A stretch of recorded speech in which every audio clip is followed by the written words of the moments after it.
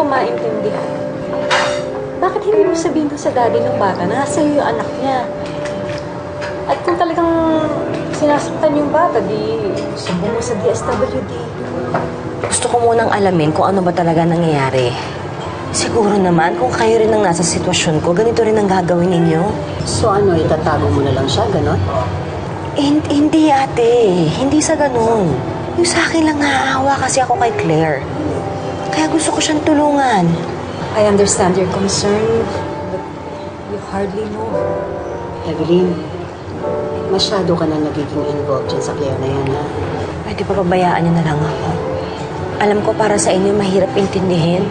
Pero kasi, pag tinutulungan ko si Claire, naiisip ko si Ana. Iniisip ko na yung pagmamalasakit na binibigay ko kay Claire sa Ana, meron ding gumagawa nun para kay Ana.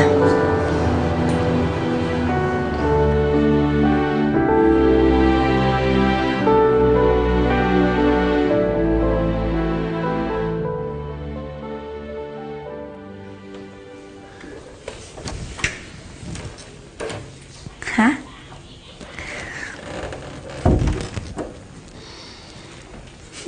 Ay, naku. Sinabi mo pa. Ay, naku. Hindi mo alam kung gano'ng ka-gullible si tita. Oo, no.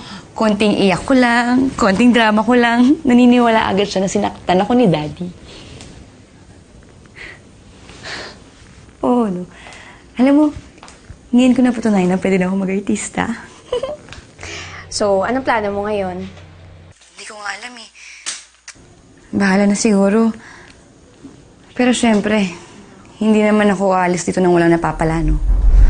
Nangako kasi ako sa kanya na aalis na ako bukas eh. Wow, talaga? Naku, I'm sure. Branded at social yung mga gamit niya. Oh my God, ang daming alas ni tita.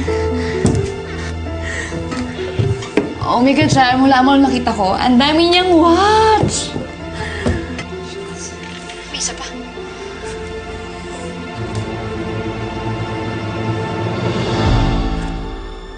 Oh my God, jackpot.